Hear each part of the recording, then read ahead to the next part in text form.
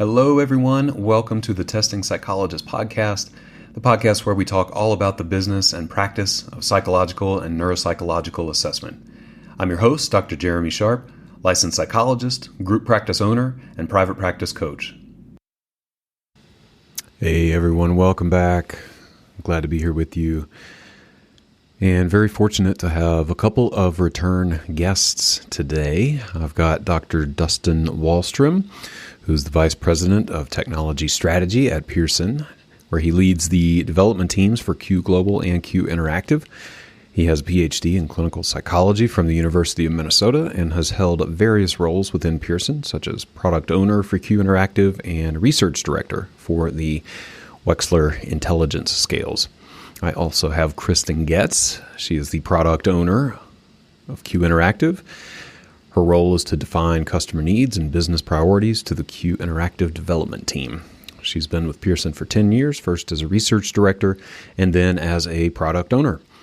Prior to joining Pearson, Kristen worked as a speech-language pathologist, primarily in educational settings. So Kristen and Dustin are here to talk with me about the major update to Q Interactive that is coming very soon.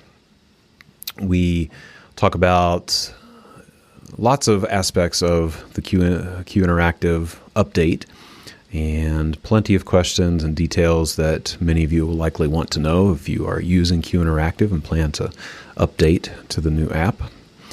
We also talk about the evolution of digital assessment, both specific to Q Interactive and to the digital assessment field in general.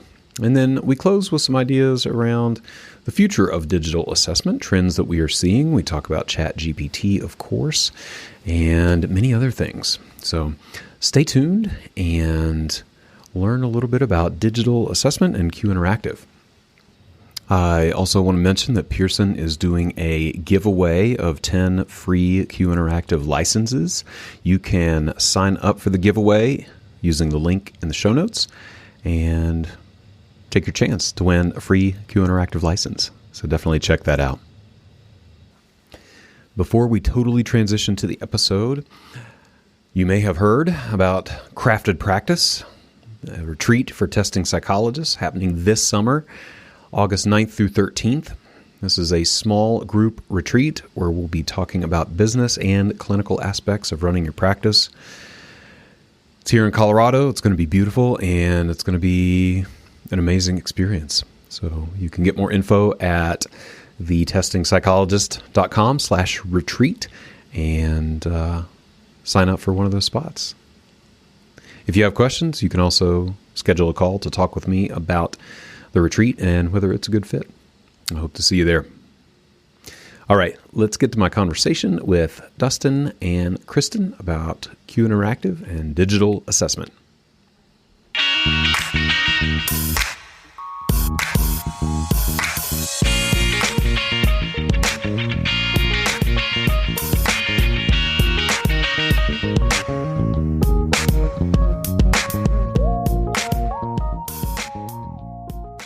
Hey, Dustin, Kristen, welcome back to the Testing Psychologist podcast.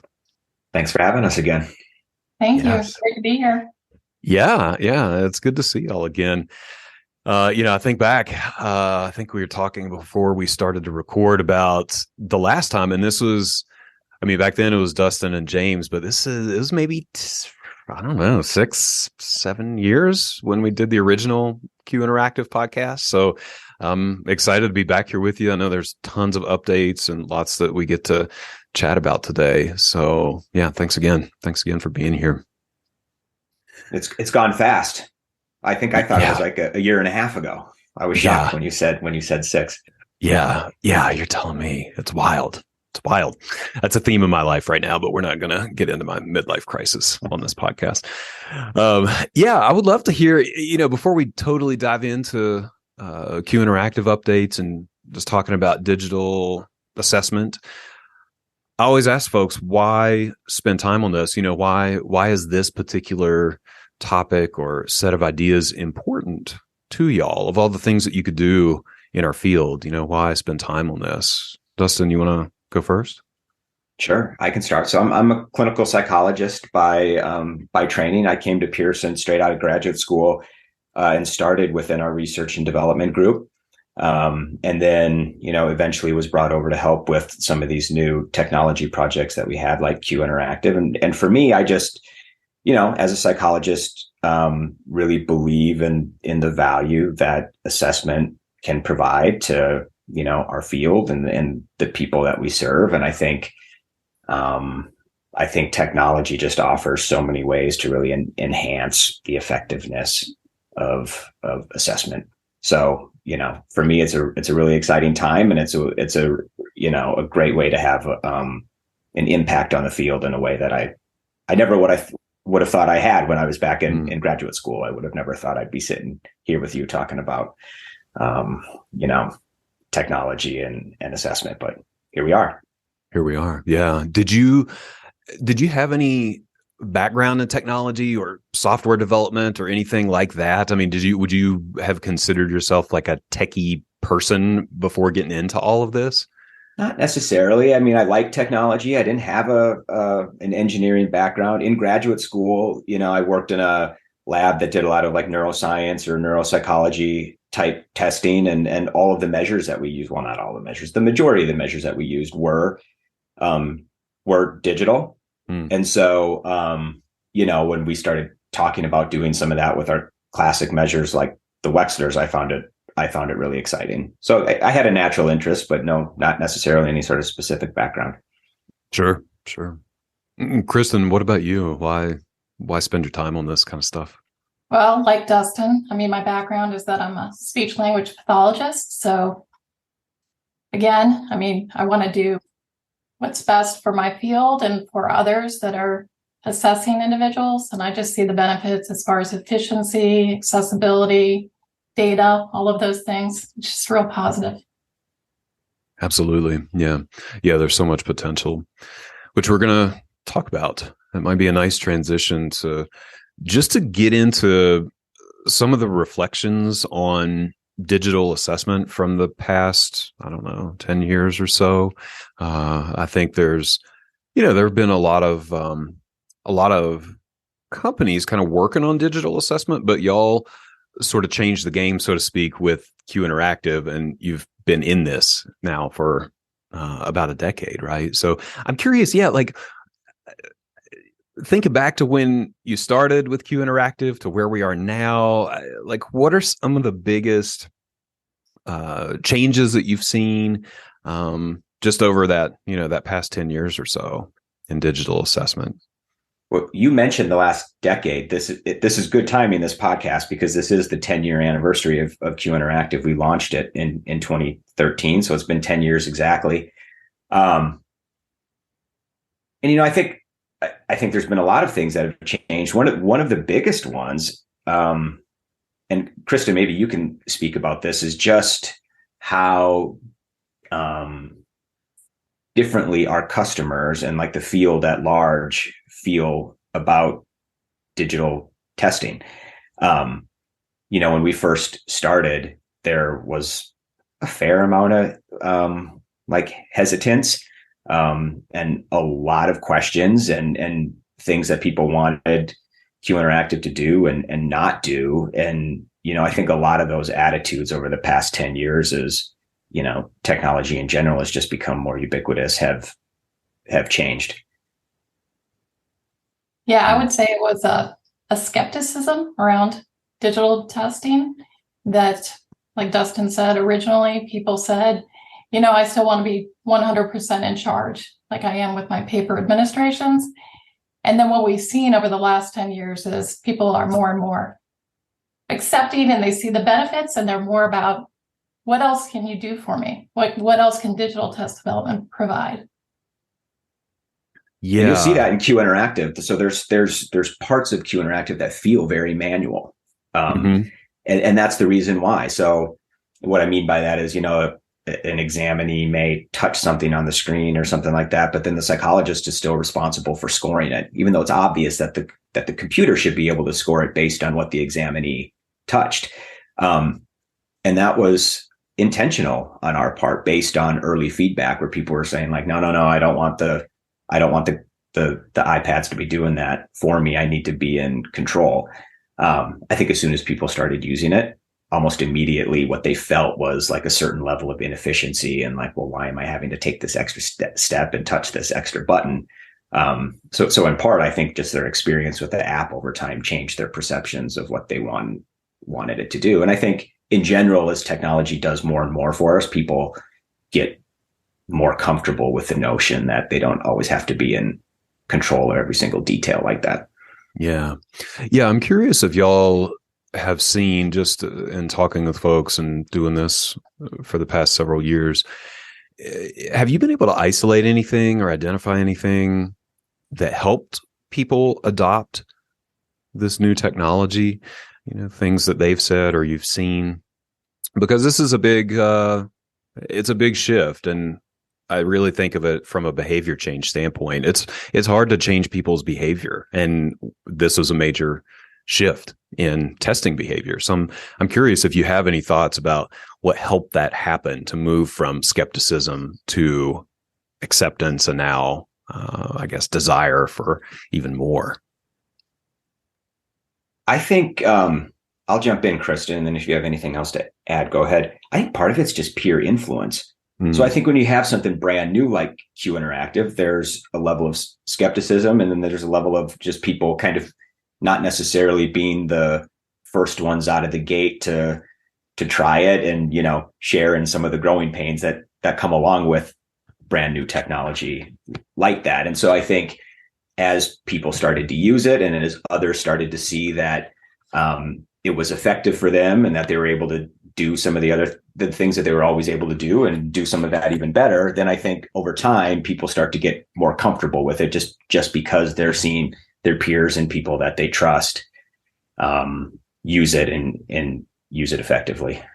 I don't think there was anything we necessarily did on the Pearson side other than make the software work and make the software reliable, right? Like that's the most important thing we really could have done from our end. Mm-hmm. I think people kind of very quickly see the benefits once they start using it. So for example, when we offer trial subscriptions and people sign up and they start to use it, they really see, okay, what you're telling me regarding efficiency and time savings and not having to carry kits around, all of those things become immediately apparent. And so the adoption just happened naturally for people. And I agree with Dustin. I mean, the trust factor, when you see the kind of numbers, how many people are administering Q Interactive now, 10 years later? Right. Yeah, think about it. I don't know if y'all did this deliberately or if it was just a really nice coincidence, but I wonder if to just the parallel of the popularity of tablets in general, like tablets really, the iPad and Q Interactive were pretty close, in terms of when they came out. And I wonder if that's kind of driven some of this. People have just gotten more comfortable with tablets in general.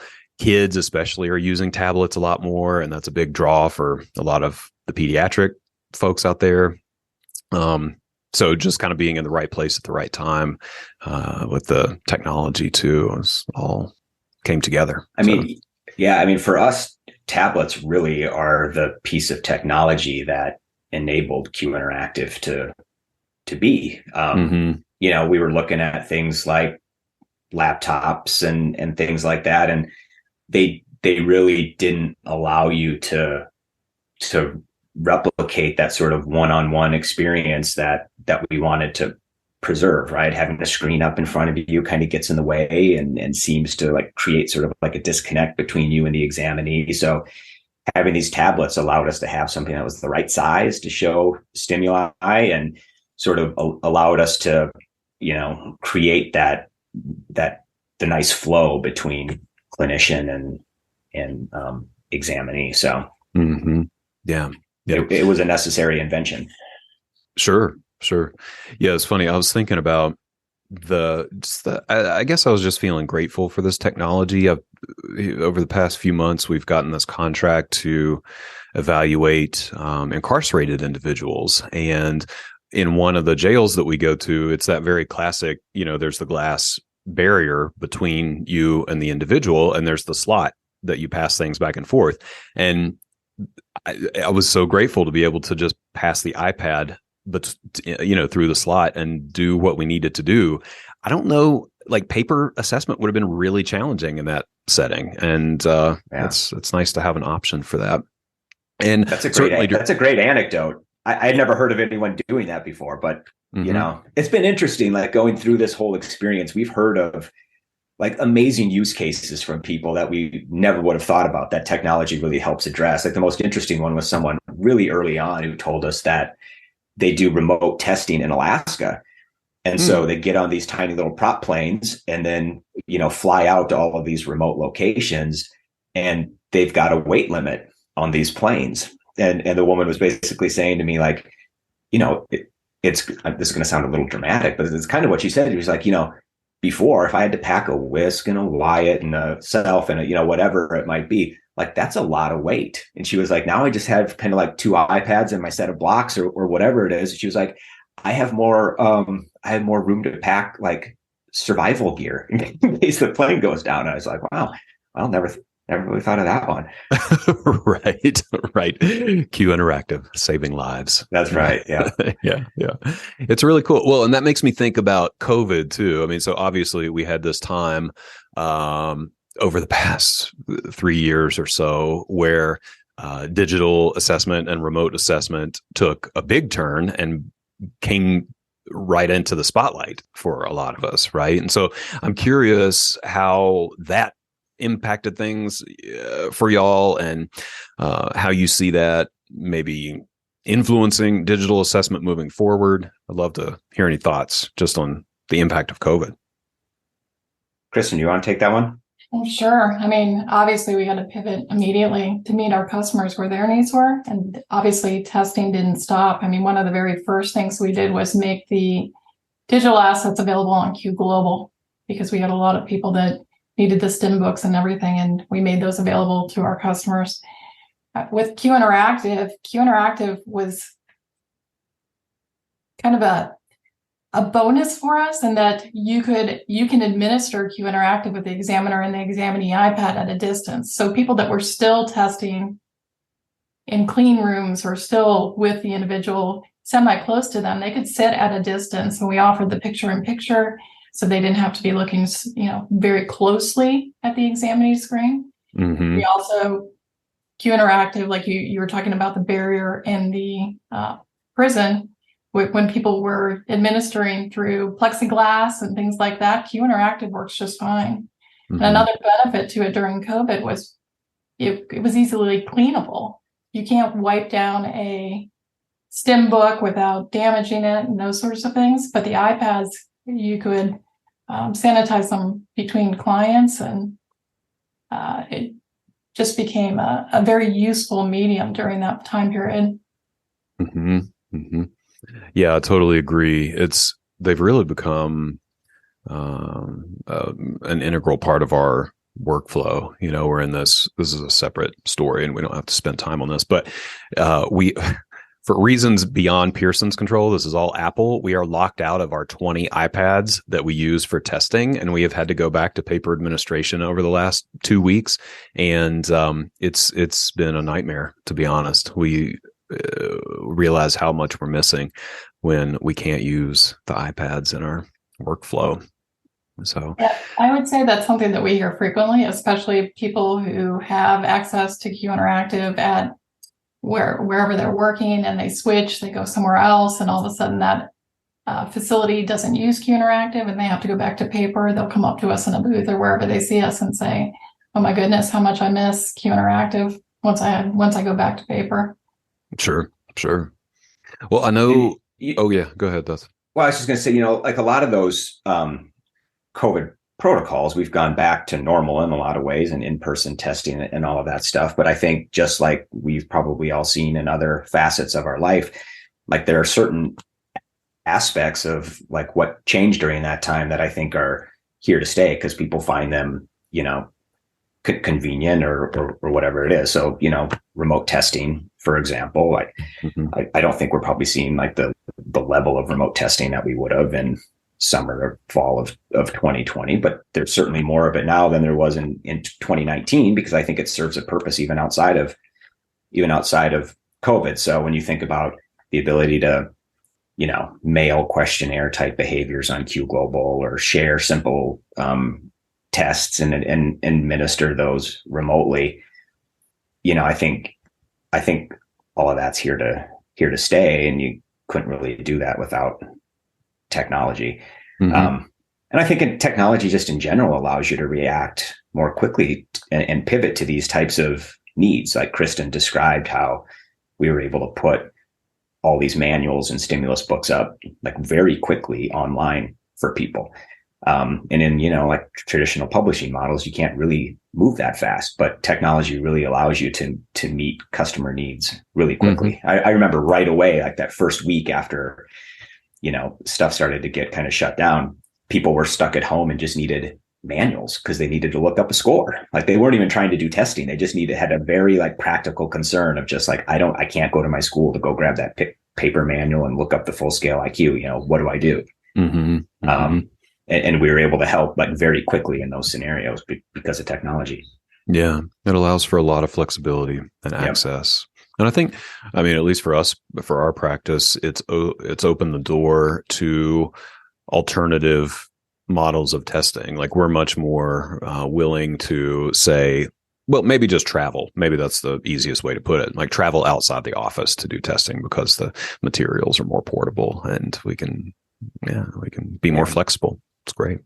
It's great. You mentioned access. Like one of the big changes over the past 10 years has been around like regulation and compliance. So things like security, which is an obvious one. I think everyone's much more attuned to security than they were 10 years ago. And there's a lot more in place now. Things like FedRAMP, which is the federal government's sort of standardized approach to, assessing cloud vendors and their security and risk and, things like GDPR in Europe. But the other big one is accessibility, which Kristen's kind of our resident expert in. That's a huge change, something that gets a lot of attention now and really didn't probably in 2013 when we first launched QI. Yeah, more and more customers are asking for proof or documentation of ADA compliance in order to adopt our platforms. Basically, ADA compliance now is saying that all websites should be accessible and inclusive to everyone. So obviously, 10 years ago, those same compliance standards for accessibility weren't in place. And obviously, when we're going to be talking about this a little bit more, but our legacy application wasn't necessarily 100% compliant. That wasn't intentional. It's just it required refurbishing and to meet those standards, and it's difficult to kind of do that on an older legacy platform. But when we talk more about it, our new platform was built from the ground up with accessibility in mind. And that's a compliance issue, but also like a huge opportunity for us to like again leverage technology to really make our tests more accessible and useful for people of various special needs. So really important. Yes, absolutely. Well, before we totally transition to the massive update coming to Q Interactive, I'm curious, are there any other reflections, surprises, anything from the last 10 years or so that is worth talking about in the digital assessment world? Well, one of the things that we were talking about before we got on the recording here was just, I think we met shortly after Q Interactive came out in 2013. And I was saying, like, had you and I sat down for a podcast in 2013 and had vision casted what we thought 2023 would look like, I think both of us would have said it would be much different than it actually is, and different in a way where we would have said, like, and I don't even know, in some ways, like technology would have moved perhaps like further than it actually has. Like, for example, I may have told you, like, we won't even be on iPads anymore in 2023. Like, who knows what's going to be out there, right? We're going to have to move to this brand new thing that none of us even know exists yet. But here we are. We're still on iPads, and they're still doing the job just fine. So that Absolutely. might be a surprise as we think back about like the past 10 years and what's transpired. Sure. Sure. Yeah. It seems like technology moves very quickly and very slowly at the same time. It, like these leaps, and then it's just iterations, incremental iterations, and that's totally okay. But yeah, I Yeah. think I use the flying car analogy, right? Like by 2023, we'll have flying cars in testing, but We may be in the middle of one of those leaps with AI right now, which we can talk about later if you want. Like that may be a perfect Mhm. example of what you're talking about. Sure, sure. Yeah, yeah. Let's I'm gonna pin that for the future reflections on the future. So, but I do want to talk about this new Q Interactive update, because this is a big deal. And I wonder where we might start. I wonder where we might start with that. There's so many questions with that. Maybe could you just talk a little bit about the rationale and why this massive update, what it's going to look like? Let's start with some general info and go from there. You want to take that one, Dustin? No, go ahead, Kristen. This is all you. You're living and breathing it every second of the day. Well, it is a massive update. I mean, obviously the legacy application is 10 years old and it was heavily customized and maintenance heavy and prohibitive to some of the things that we wanted to do next. So we went back to our development team and said, what do we need to do? What is the next version look like? Is it something that we can just update what we currently have? Or do we need to start with something from the ground up? And the decision was made. We need to start from the ground up, migrate all of our content over, and just address a lot of the things over the last 10 years for customers that were pain points. As we said earlier, that our customers have moved with us and they're asking for more things. And we have 10 years worth of feedback from them. And we just knew that we needed to make the move to provide better performance, improved customer service, or improved customer experience, I should say, better workflow and that sort of thing.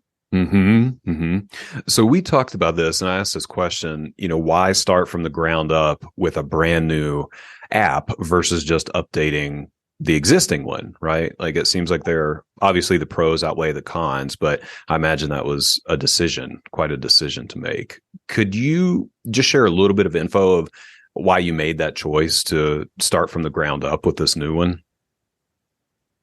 Dustin, you want to take that one? We're both a little bit over our skis here since we're not engineers, but I mean, the upshot is the change is so big, it kind of required a brand new app because it's not really incremental. So in general, like apps like this get built on technology frameworks that then allow the app to not just be iOS, but used in Android and other places like that. And the original framework that we used for Q Interactive is something called PhoneGap that I don't think has been supported for many, many years, Kristen. 2014. So what that means is that every single time something breaks that's related to PhoneGap, we would have to write something custom to fix that. And you can imagine that's very labor intensive. And so we had to go from PhoneGap to something that's brand new called Ionic.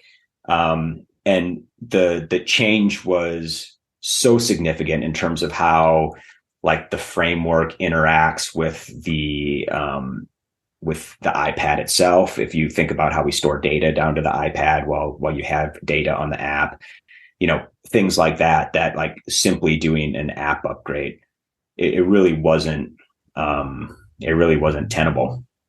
It just required us to kind of start all the way over. Yeah. It makes me think again about the parallel growth of this technology with tablets and the App Store in general. I mean, I'm also not a developer, and I'm going to say something dumb in the next 30 seconds, I'm sure. But, just the coding languages and like how you even develop apps for the App Store has like massively changed over the past decade. And being on the front end of that, it seems kind of inevitable that you would have to rewrite the app at some point to match the updated technology and the new architecture and coding that's available, right? Yeah, that's right. But we spend a decent amount of time all the time, rewriting things, updating software libraries, all of that stuff. It's a never ending thing trying to stay on top of all all of that technology. But you have to do it for, Kristen mentioned performance reasons. You have to do it for security reasons, and all of that stuff. Sure. So what are some of the big changes that are coming with this new app? So there's lots, probably too many for us to talk about in one call. I mean, I mentioned the improved workflow and the brand new look and feel. When customers sign in, they're going to notice right away that this is a different app for sure. The performance updates, accessibility upgrades, all of those things. But we've made so many changes within the app. Some of them big, and some of them just like little Easter eggs that are throughout, I would say. Some of the features I think that I would mention just off the top of my head would be changes to the dashboard. When customers sign in, the entire dashboard has been reimagined, and that was based on, again, customer feedback. The old dashboard, people got used to using it, but nobody really thought that it met their needs as far as workflow. We went through several iterations of calls and beta testing and things like that with customers. I think we actually came to you, Jeremy, at one point and asked you to try some things out for us and, reimagine the dashboard so that it actually met people's needs, where they can order things, they can search for things. It's very easy to find what they're looking for and organize their day and how their testing schedule looks like. We've made massive updates to the assessment details page, so it's more user-friendly. Some of those little changes, like I mentioned, was adding grade onto the assessment details page. We got lots of complaints from customers who said, I have a student that comes to me, I think they're in 6th grade. The minute they sit down, I start talking about their day. All of a sudden they say they're in 5th grade. And then at that point, they're stuck because they've already piped down this assessment that's got the incorrect grade to it. So we're giving you the ability to change the grade, make more of those edits within the assessment details page. The results pages have been totally reimagined so that they're very clean and they can be used to actually as a visual to interpret results if you want to actually show something to a parent or to another colleague or whoever you need to, new graphs and all sorts of things. I could go on, and I'm happy to talk about this, but there's, things with the don't know and no response buttons. We have dynamic corrective feedback. We try to eliminate everything. And one of our biggest complaints was so many swipes to get through content. We're trying to make it as clean and concise as possible to keep all content on one page. So lots of changes. And so far, as we showed it to customers, and we've done several customer forums and webinars and spoke to people at conferences, all of the feedback that we've gotten has been overwhelmingly positive. That's great. It sounds like a massive update. Yeah, I think it's the sort of thing, and we wanted to make the changes so that our current customers didn't sign in all of a sudden and say, okay, I'm used to using the current version of Assess, and now you've changed it so much that I don't know what I'm doing. So we feel like that's not going to happen. Everybody who's a current user of Assess, when they sign in, it's going to be intuitive. It's going to even be, we hope, more intuitive for people.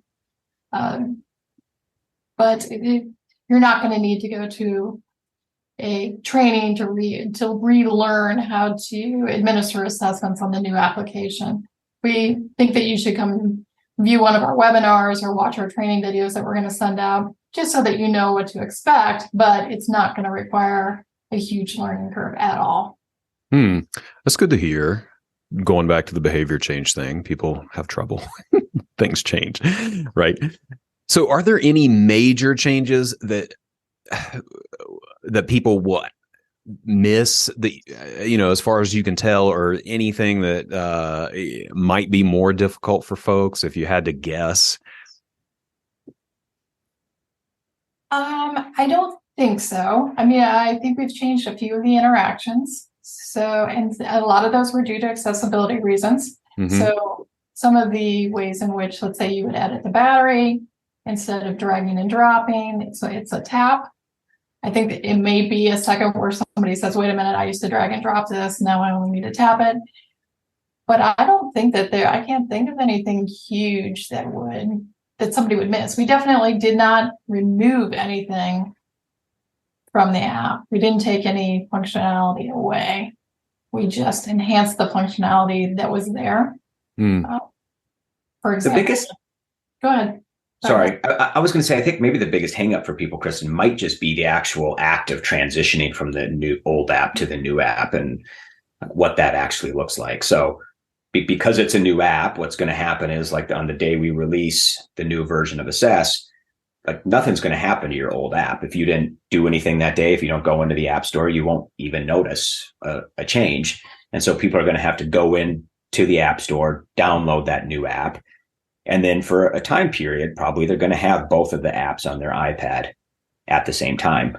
And we're doing that intentionally because we want to give people a period to sort of transition, practice with the new app. I don't think we're advocating that you go in and test someone without practicing first, even though we think it's going to be a pretty natural transition. So there will be a period where you have both apps on the iPad at once. And what we want people to do is go into that old app and start deleting off all of their client data that's on that. So remove it, sync it back to the website so that you've done everything there. And then once it's all empty, you can kind of delete that one and permanently move over to the new one. But in that interim period, you could see, and we're going to do a lot of communication about this to people, but you could see there being maybe some confusion with people. So, if you create Susie and hit send to iPad and send Susie to the iPad, what's going to happen, like when you're on the website, what's going to happen is the first app that you log into after that is going to be where Susie goes. So you could see people wanting Susie to go to the new app, but accidentally logging into the other old one first, and then it goes kind of to the wrong place. So people are just going to have to be cognizant of that during that transition period. I think that's probably the most likely place people get tripped up. Sure. So that's an important thing to highlight, that process of generating a battery on the website and sending it to the iPad is going to stay in place. No changes at all. And your data between the old app, the legacy app, and the new app, they're all syncing back to that same central website, and they're all in the same repository. So if you need to go back and view results, same process. Great. And are you overhauling the website itself or just the app? Just the application. The website, we made a few changes that were necessary just because of the app, but that they were very, very minor. Great. So for right now, the central website's going to remain the same. Sure. Okay. And this may not be a question you can answer necessarily, but was there any consideration of being able to just do everything on the iPad versus, separating the website and the iPad, that whole process? Kristen? Yes. You're like, who's going to take this? Who's going to take that one? Yeah. We do get frequent requests for people to actually create clients on the iPad, and that is one of the features and updates that we have in our backlog that we are still considering. So more to come, perhaps. Okay. I'll take it. Let's see. So the app is going to be released pretty soon, especially, I'm thinking ahead to when this episode will be airing. Can you nail down the release date for folks? Our release date right now is mid-April. It's April 13th. As long as everything goes as planned and as expected, then people should be able to download the app on that day, the new one. All right. And I like how you highlighted that this is not a change that people are going to have to make right off the bat. You can keep the old app if you want, and then you make the transition slowly. Is it, just basic info where, like, are the same tests going to be available? Is the login going to be the same? Just questions like that, very logistical, practical questions. Yes. So your login is going to remain the same. So whatever login you're using for your current application, it's the same login for the new application. So nothing changing there. As far as will the same suite of tests be available? Yes, in most cases, you'll still have access to all of the tests in your current licenses.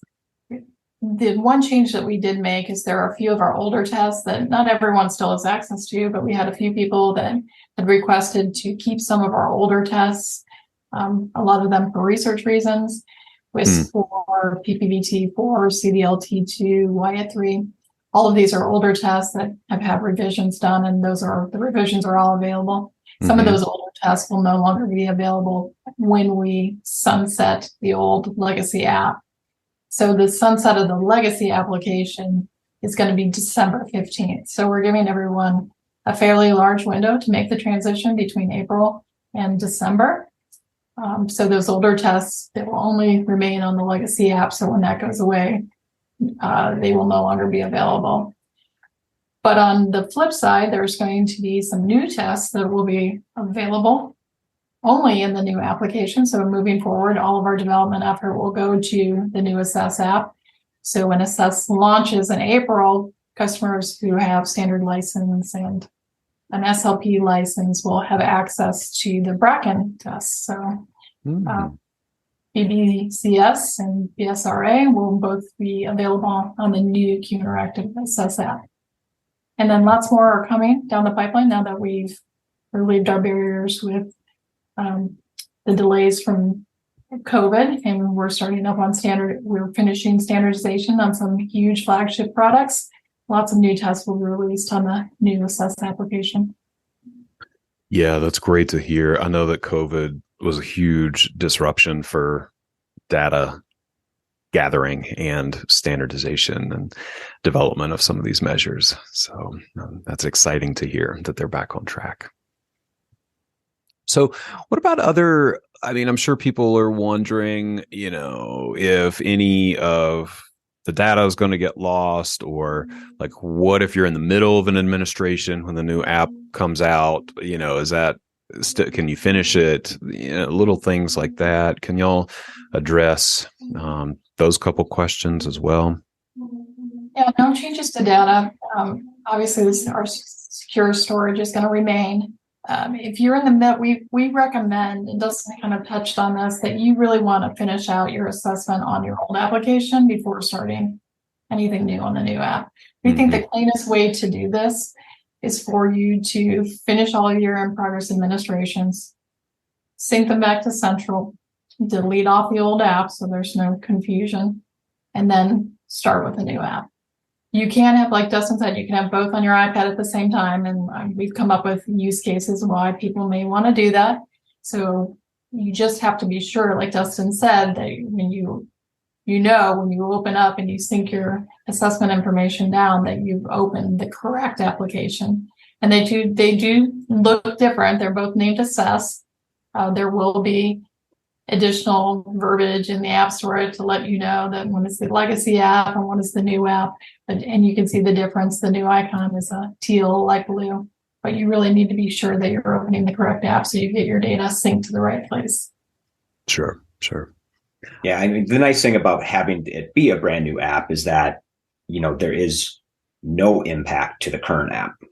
So whether you got, an assessment in flight on that app or whatever it is, like that you're downloading the new app and using the new app is totally independent of that. So there really is no worry about data loss or what to do about assessments that are halfway done or anything like that.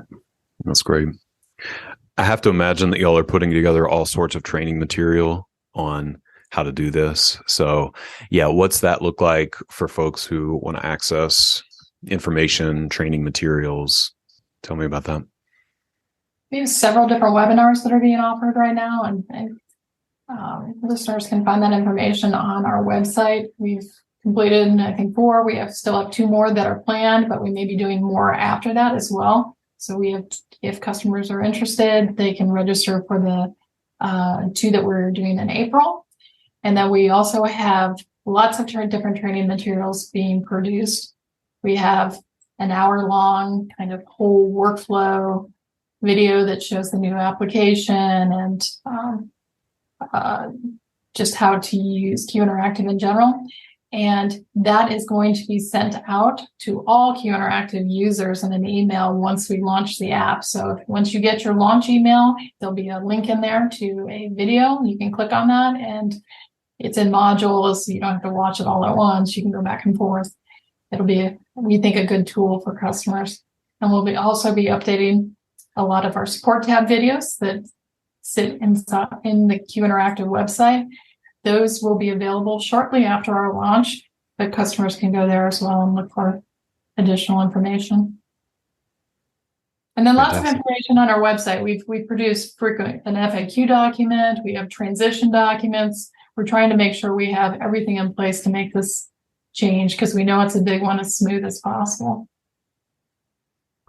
Yeah, I can only imagine the work that goes into a project like this and making sure things are in place for folks. And I'm sure there will be questions that maybe you haven't thought of, but I know you're doing your best. Yeah. So plenty of information to access for folks who are curious. I would love to shift to talking about more the future and kind of looking ahead with digital assessment. I know y'all have been working hard on getting this launched, and a big part of it is having an eye to the future, right? And what this is going to be give us the capability to do on the digital side. So maybe we just start, what are you looking toward in the future with digital assessment in terms of, I don't know, maybe we would call it like trends or, things, directions you see the field heading that are worth tracking? Well, we should definitely come back to this AI issue in one sec. But yes. I think one thing we should touch on right away, which is just sort of like a very like practical thing, is, Kristen mentioned that the new Assess app and the framework that it's built on provides us a lot of enhancements around performance and the speed at which we can develop tests and things like that. And one of the implications of that is it really allows us to kind of take the next step in terms of making, like digitally native tests that have like a lot more functionality that you may, expect to see through digital games and stuff like that. So one of the products that'll be coming up, and I don't think it's any big secret, we could talk about this, Kristen, is just the DCAFs. So the next version of the DCAFs will be all digital. It had to be built on Assess, the new version of Assess. It would have not worked on the first one, I don't believe. Mm-hmm. And that's going to be that one's going to be completely digital. So there'll be no paper with that DCAFs at all. And there's a ton of like really new and exciting and engaging tasks that measure things in different ways than we've ever measured them before. I don't know if you want to talk about a couple of them, Kristen, or. Yeah, I mean, I think everything you said is correct. All of the different things that the way that we're able to remove the manipulatives from that test in particular. So if you think of something like the tower test with the pegs and the discs and all of those things, we've been able to reimagine that in a completely digital format.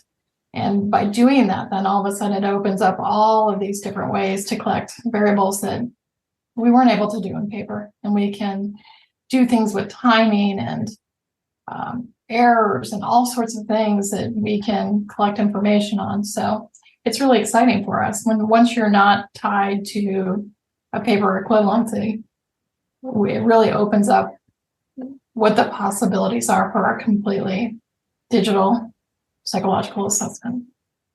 And it's time for us to be doing that. I mentioned how I used like mostly digital tests back when I was in graduate school. One of those was the Tower of London, which I think is the Cantab, maybe. And surely like it didn't look all that great. It kind of looked like an Atari game from the 80s, but it was all digital. And so it's high time we start doing some of that on Q Interactive. So we're super excited about that. And that, for us, that's really the next logical extension of what we're doing on that platform. I think that makes sense. That was one of the biggest points of hesitation for folks, I think, in the beginning, especially, and there's still discussion around this, was the equivalency between paper and digital, and leapfrogging that obstacle is, I would imagine, very, very helpful as we move forward for a lot of reasons. Yeah. So our answer a lot of times when people say like, why can't you do this? And the answer now is like, we can do that, but we have to do what makes the most sense. And one of our biggest, like you said, hurdles is the equivalency to the paper counterpart. So unless we're going to collect, norms on a completely digital product or a completely paper product and keep those separate, then we're very mindful of that. And it's something that our research directors are constantly discussing. Yeah, yeah. Are there any other tests that y'all can talk about right now that are being developed as digitally native?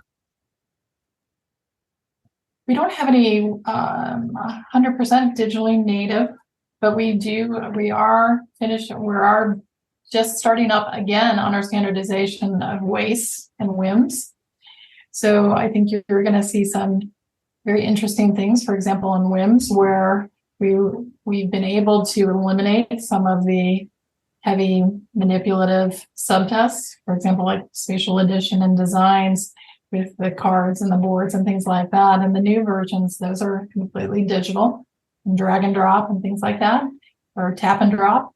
So more updates, definitely more good things coming, even when we still have to be equivalent or do additional data collection. We're trying to push the envelope as much as possible. Yeah. Yeah. And that's important from like a testing experience perspective, right? Like I think it's a better way to take the test, but there's also just practical benefits of not having to call in and order record forms, right? Or wait for them in the mail, or find or not record forms, response booklets, or the grids or whatever. Trying to find a place to store them, and it just simplifies everything for people. So there's just like a real practical benefit in terms of usability and all of that by making these things all digital. Yes. Can I go back to the DCEFs and ask the question that everybody wants to know, and that is, when is it going to be released? Well, can we give a time frame on that, Kristen? Confidently? Well, I mean, things can always change, but right now it looks like it'll be towards the end of next year. The end of next year, so like end of 2024. Yes. Okay. Unless we're in standardization now, so just finished. Just got people out there. Yeah. That test will require heavy work from our psychometrics team and our author and our content development group. So we're trying to give them a big window to get everything done. Yeah, that totally makes sense. That's a nice concrete answer. That's very helpful. So I wonder, thinking about the future, let's talk about AI for a little bit. That's hot right now and will probably continue to be hot. So I'm curious what y'all are thinking as far as integration of AI with assessment. Well, probably a lot of the same things you are. It's a very hot topic.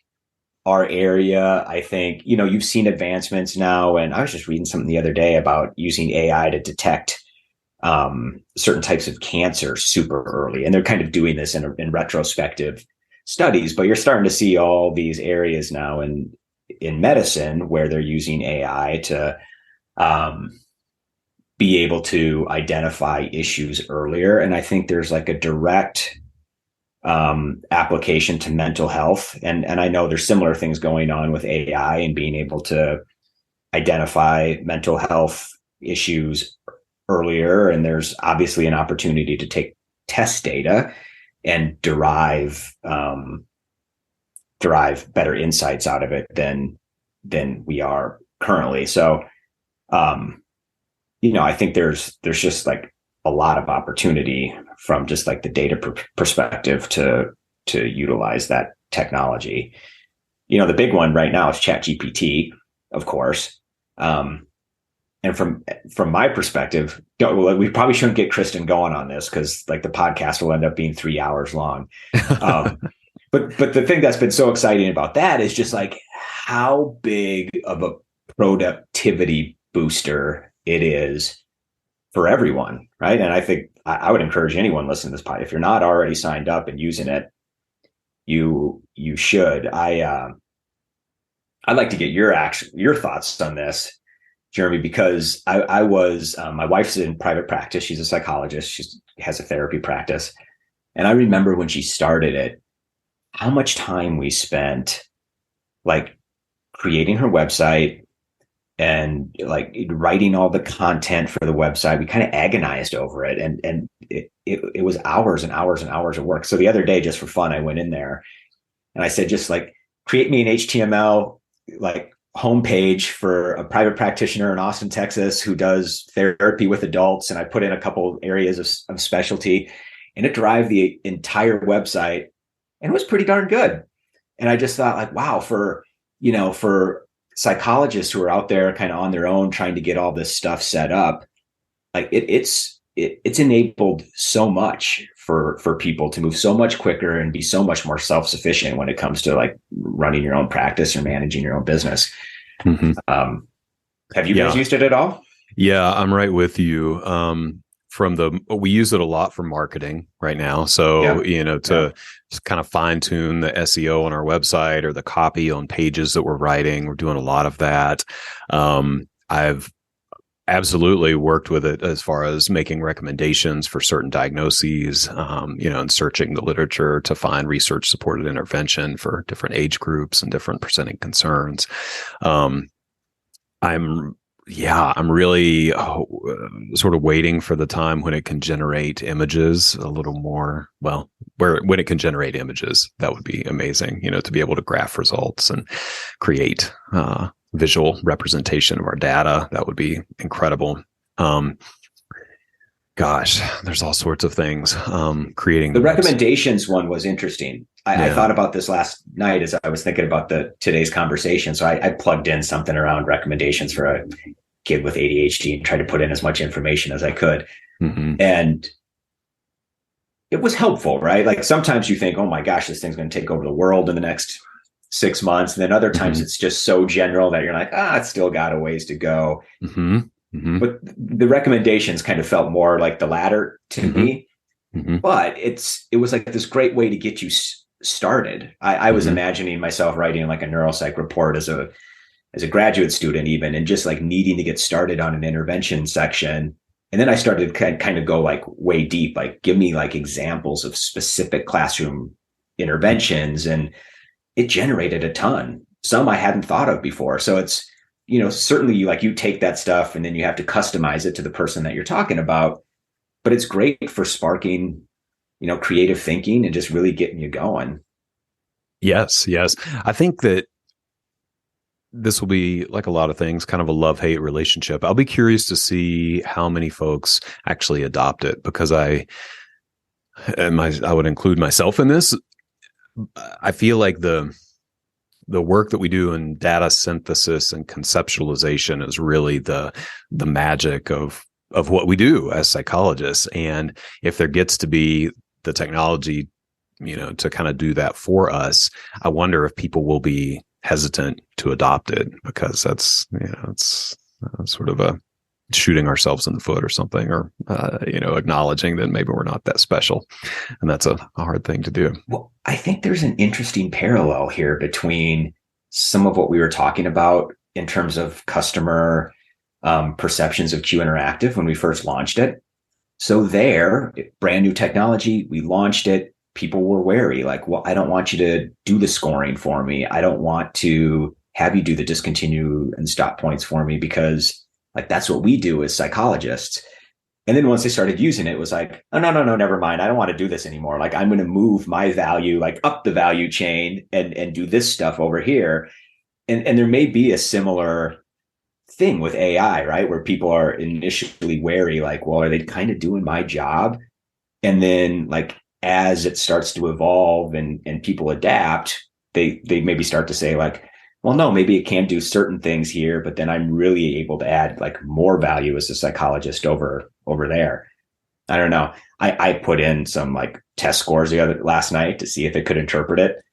I don't think we're in any danger anytime soon of ChatGPT doing that. I wasn't super impressed, but yeah. maybe GPT-5 will change that. Who knows? We'll see. Yeah. I mean, I would love, maybe y'all are already thinking about this. I would love to somehow hook in and use that pattern recognition to do like real time, almost embedded performance assessment, so based on a person's performance on Q Interactive stuff and their pattern of scores, could we get a notification that says, hey, this looks like suboptimal effort, or something like that, where it's kind of doing real time, analysis of performance. I don't know how far away that is or if that's even reasonable, but that'd be a cool thing. So that's interesting. Now, that's a great application. And I would guess like a lot of this is going to start coming out of like universities and research departments. Yeah. We've got a really cool partnership going on right now with NNN, the National Neuropsychology Network. Mm-hmm. So this is a group of universities that are basically collecting neuropsych data as they normally would within their clinics. But a lot of it is flowing through Q Interactive, and then it's going to sort of a centralized database, and they're compiling a large amount of really detailed clinical data that I think can be used to start to facilitate a lot of the types of analysis that we're talking about here. I love that. Yeah. Big data is valuable. I'm glad that we're getting in on that. Yeah. So what else? I mean, I could talk about AI and technology forever, but yeah, other things that y'all are seeing just, for the future with Q Interactive or even just digital assessment in general. I mean, maybe it would be interesting to talk about just what is not possible right now and what you don't, like what people kind of think we should be able to do, but we can't. You sort of mentioned that earlier, or boundaries around digital assessment, at least for the next few years. That's, I don't know if there's anything to dig into there.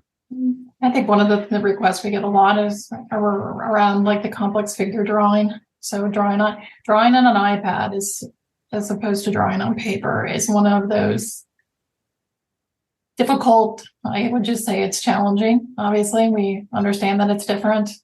Everything about it, from the stylus to the actual sensitivity of the iPad, it just feels different. Everything is different about it. And plus, being able to detect and properly score something that complex is something we hope to do someday. We're not quite there yet.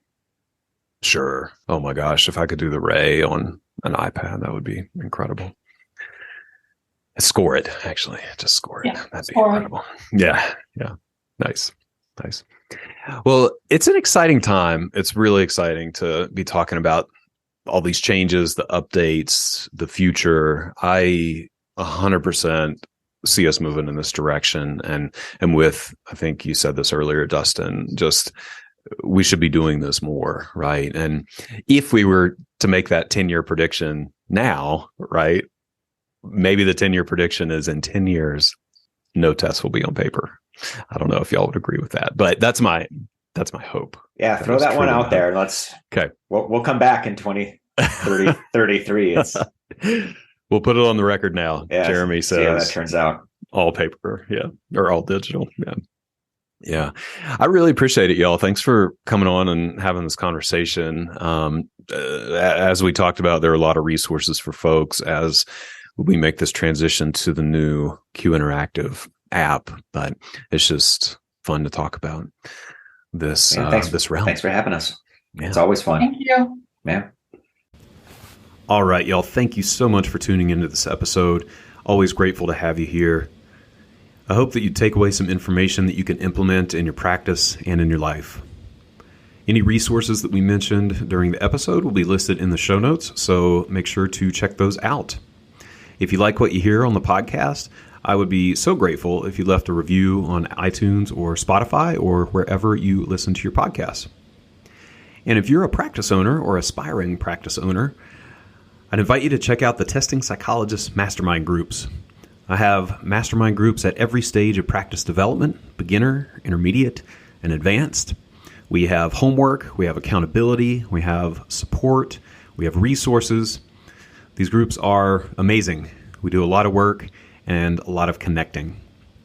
If that sounds interesting to you, you can check out the details at thetestingpsychologist.com/consulting. You can sign up for a pre-group phone call and we will chat and figure out if a group could be a good fit for you. Thanks so much.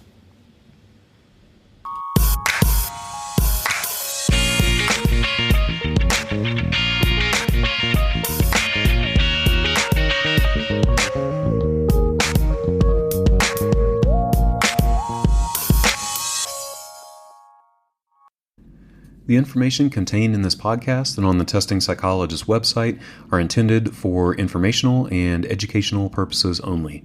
Nothing in this podcast or on the website is intended to be a substitute for professional psychological, psychiatric, or medical advice, diagnosis, or treatment. Please note that no doctor-patient relationship is formed here, and similarly, no supervisory or consultative relationship is formed between the host or guests of this podcast and listeners of this podcast. If you need the qualified advice of any mental health practitioner or medical provider, please seek one in your area. Similarly, if you need supervision on clinical matters, please find a supervisor with an expertise that fits your needs.